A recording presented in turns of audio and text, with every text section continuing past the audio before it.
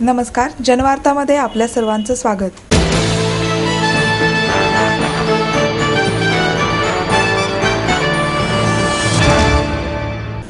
राज्य शासनाने नेमलेल्या समितींच्या अहवालावर कारवाई होत नसल्याची टीका आमदार गिरीश बापट यांनी केली।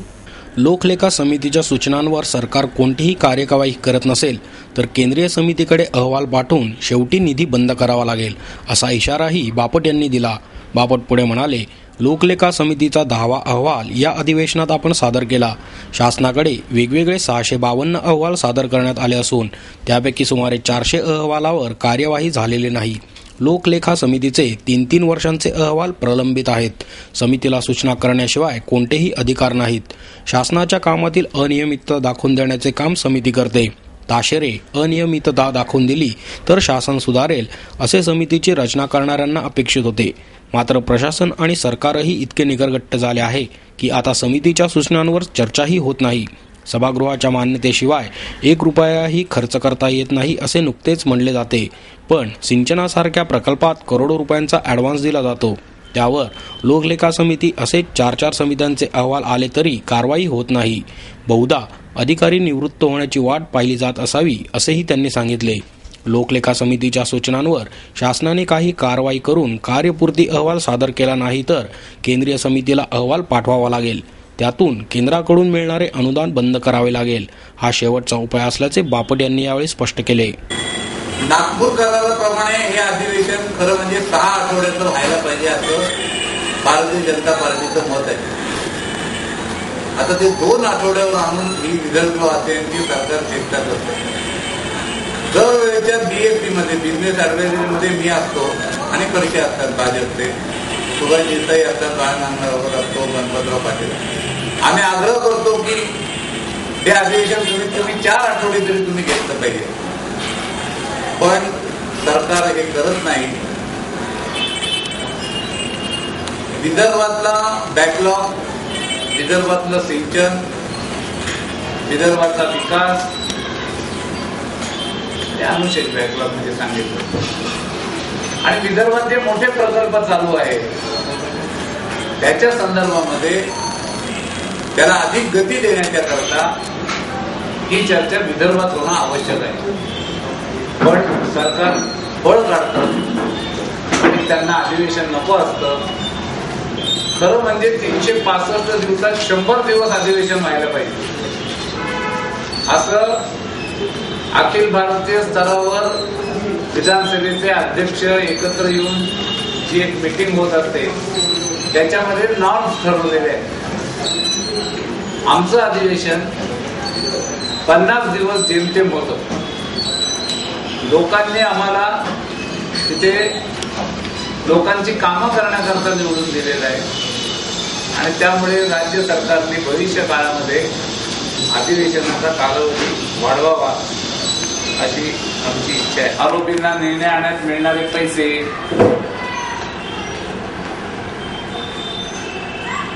असे अनेक प्रकार त्याच्यात आहेत।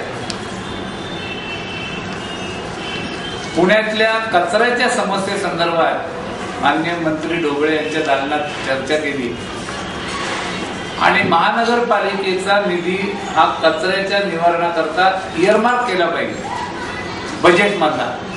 जसं एक चांगलं आहे की मागासवर्गीयांकरता एक निधी असतो, तो असलाच पाहिजे। शिक्षणाकरता एक असतो, पाण्याकरता असतो। तसा आता शहरांमध्ये सर्व राज्यातल्या कचरा ही एक मोठी समस्या होऊ लागलेली आहे। प्रोजेक्ट पेशवेबागेत सुरू केला, त्याच्या उद्घाटनाला पाणी व स्वच्छता मंत्र्यांना बोलवलं, ते नाही त्याच्या मी त्या वेळेला नोट्स पाठवत होतो। 100 रुपयाच्या स्टॅम्पवर ॲग्रीमेंट आहे, म्हणजे महापालिकेची जागा, लाखो रुपयाची इमारत, तिथले सगळे एस्टॅब्लिशमेंट सुरू झाली आणि बेकायदेशीर मार्गाने हॉस्पिटलची गरज आहे समाजाला, आम्हाला ते हवं आहे, पण काही एथिक्स त्याच्यातले काही नियम पाळायला देखील संबंधित संस्था आणि तिथले नगरसेवक, तर याची आता सखोल चौकशी करण्याचं आश्वासन सभागृहामध्ये मला मुख्यमंत्र्यांनी दिलं।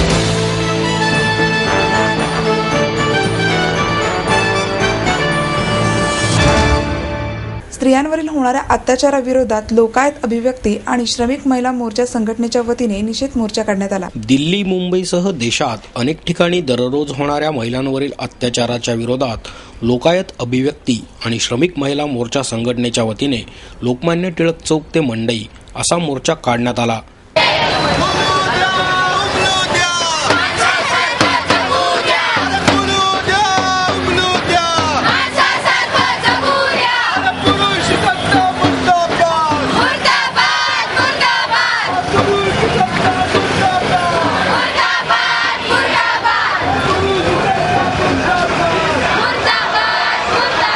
या मोर्चामध्ये मोठ्या प्रमाणात महिला आणि मुलींचा समावेश होता. या मोर्चाचे आयोजन मुक्ता मनोहर, मेघा थत्ते, फैयाज इनामदार, प्रकाश चव्हाण, चंद्रभागा सपकाळ, PN पालेकर, योगिता घोडके, मंगल मिश्रा, कल्पना उपासनी आणि कुमुद भोसले यामध्ये सहभागी झाले होते.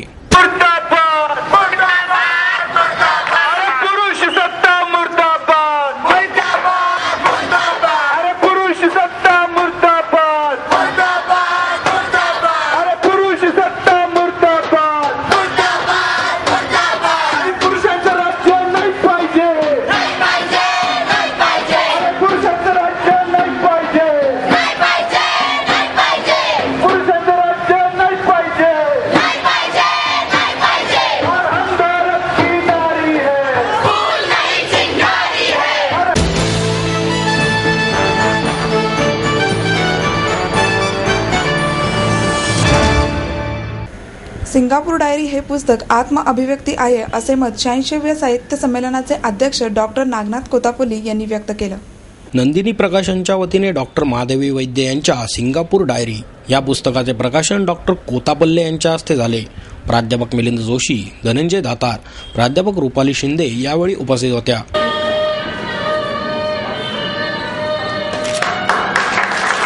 कोतापल्ले म्हणाले, डायरी लिहिणे म्हणजे आतून व्यक्त होणं. हे लेखन आपण आपल्यासाठी करत असतो, तो आत्मसंवाद असतो. सिंगापूर डायरी हे पुस्तक आत्मा अभिव्यक्ती आहे. सिंगापूर डायरीमध्ये महादेवी वैद्य यांनी आत्मसंवाद साधला आहे. नितळपणे व्यक्त होणारी ही सिंगापूर डायरी साहित्याच्या दालनात भर घालणारी आहे.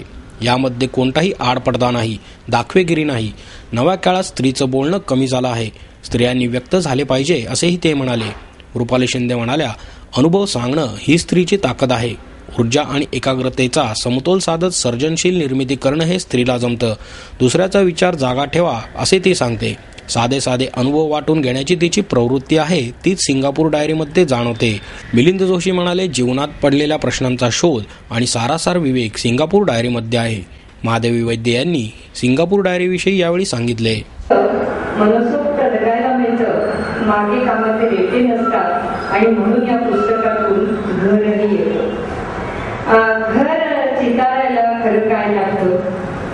घर चितारायला खरं काय लागतं? 2 रेघा उभ्या, 2 आडव्या, 2च तिरप्या चक्रासाठी. 2 रेघा उभ्या, 2 आडव्या, 2च तिरप्या चक्रासाठी.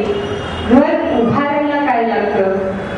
दगड, विटा, वाळू, पाणी, भक्कम पाया उभारणीसाठी. घर मांडायला काय लागतं? चूल, बोलकी, पोलपाट, तवा, पोटाची भूक भागवण्यासाठी. घराला एक दार हवं, घरात वावर होण्यासाठी. घराला 2 खिडक्या हव्या, नात्याचं वारं खेळण्यासाठी. घराला 2 मनं लागतात, घराला घरकोण देण्यासाठी. त्याग, प्रेम, माया हवी, सारी नाती सावरण्यासाठी.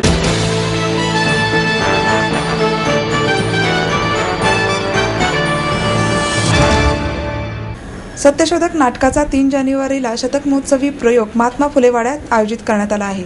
पुणे मनपा कामगार युनियन निर्मित सत्यशोधक या नाटकाचा शतक महोत्सवी प्रयोग 3 जानेवारीला सायंकाळी 6 वाजता महात्मा फुले वाड्यात आयोजित करण्यात आला आहे. मनपा कामगार युनियनच्या सरचिटणीस मुक्ता मनोहर यांनी ही माहिती दिली. यावेळी नाटकाचे लेखक गोपू देशपांडे आणि दिग्दर्शक अतुल पेठे उपस्थित होते.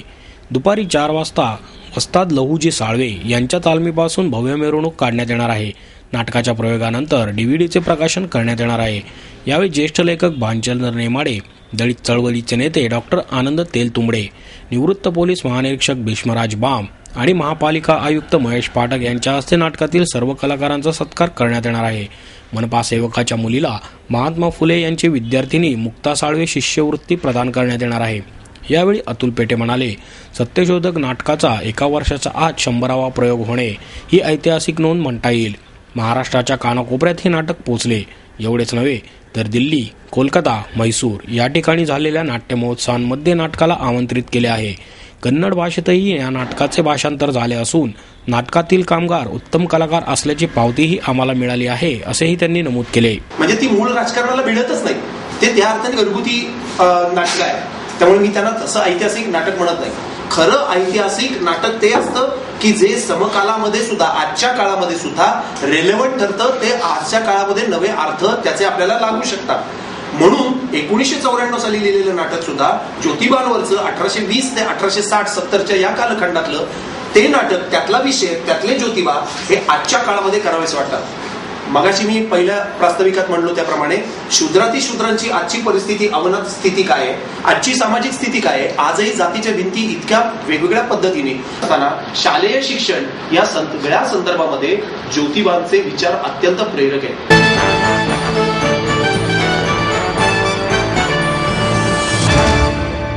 समतेसाठी आपण पुरुष या गटातर्फे संभाजी पार्क येथे लैंगिक हिंसाचाराविरोधात निदर्शने करण्यात आली.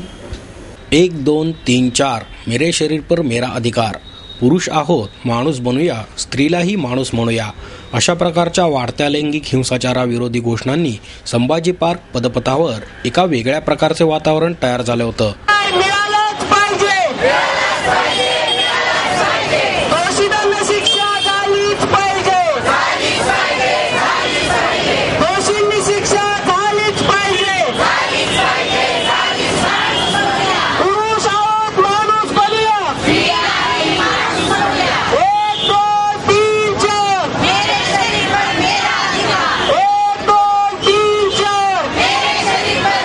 दिल्लीमध्ये घडलेल्या घटनेनंतर सगळ्यांच्याच मनामध्ये खूप राग आहे आणि हाच राग व्यक्त करण्यासाठी समतेसाठी आपण पुरुष या गटाच्या वतीने एका कार्यक्रमाचे आयोजन करण्यात आले होते.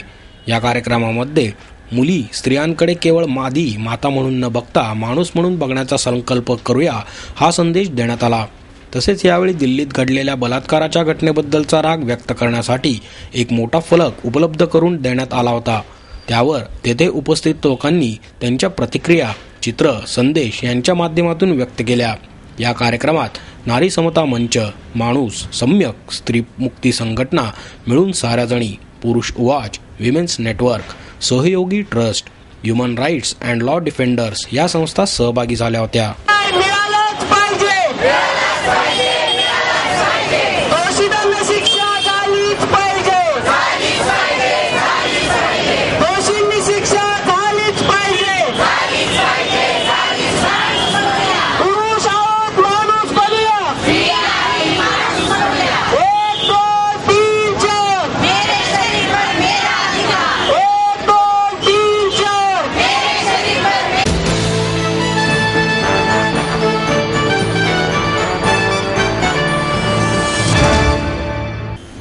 आणि याबरोबरच आजचे बातमीपत्र संपले. उद्या पुन्हा भेटूया याच वेळी. नमस्कार.